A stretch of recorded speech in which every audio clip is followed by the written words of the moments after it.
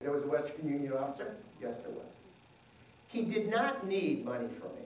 Just a ride to the store where he went in, came out 10 minutes later, his good deed for the young woman was done. We went back to my house where I prepared to say goodbye to Brian, who seemed less threatening, but still I was relieved that he'd be heading home back to Alabama and I could go to my house, take a shower, and go to bed. Brian stood in the driveway and said he needed to fill up the truck so he could return it in the morning. I again thought, oh, here it comes.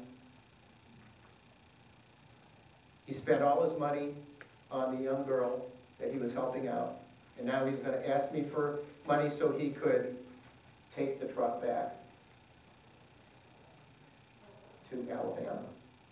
But no, he just needed directions to the nearest gas station so he could fill up the truck. I realized he said, return it in the morning about the truck. So I said, what do you mean, return it in the morning? He said, the rental was one way. He's taking the bus back to Alabama.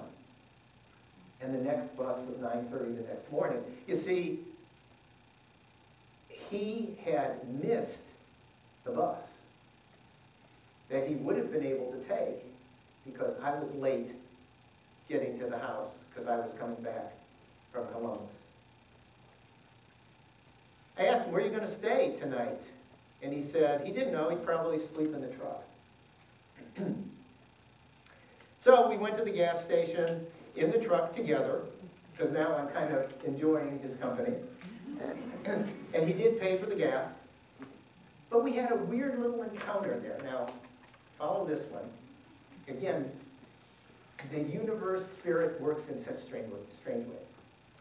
For some reason, and I've never seen this before or since, the gas pumps were working like snails. In other words, for you to pump a gallon took like 5 minutes. Never seen that happen before. So we were there, and it was running unbelievably slow. And we were just standing there outside the truck, just kind of talking some more. And he gave me 3 or 4 more of his favorite phrases. And then a very young, very attractive young lady pulled up in a pickup truck to the adjacent pump.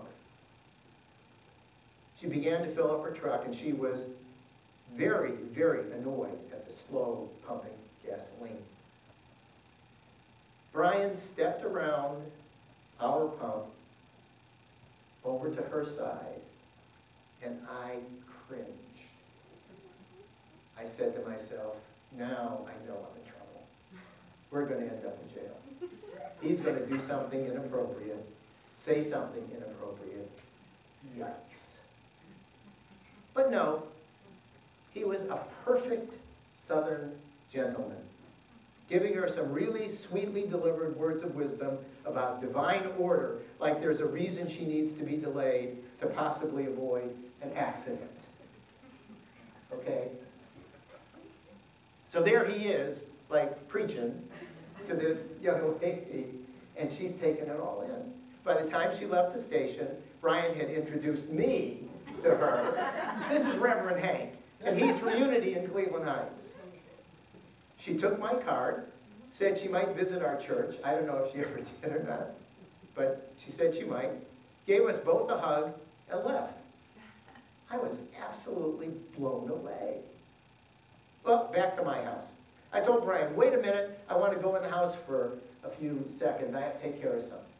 Well, what I needed to take care of was to sit quietly, check in with Spirit before I invited him to spend the night.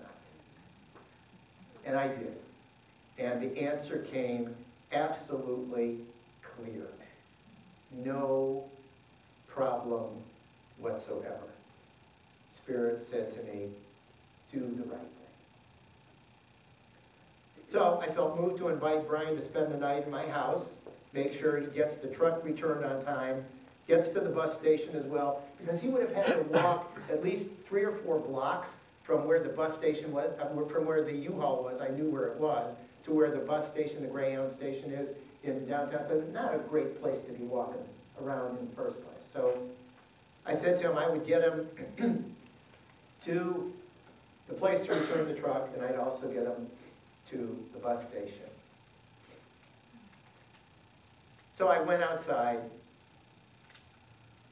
invited him in, and he, my new friend, and I spent some time talking, got himself cleaned up,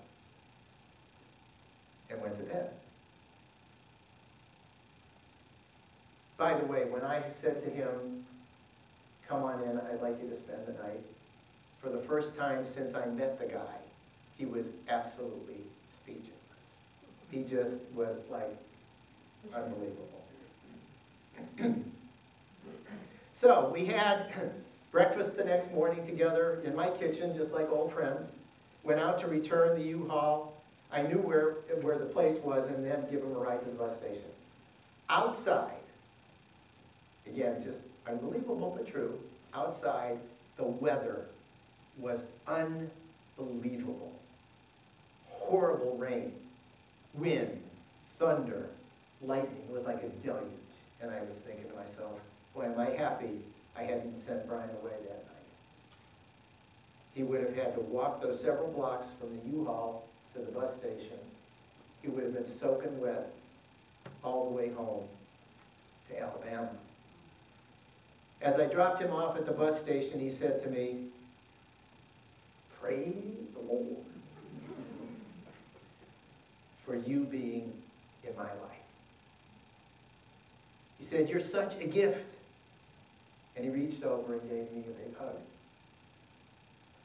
I said to him, thank you for the gift you are too. You're such a good person.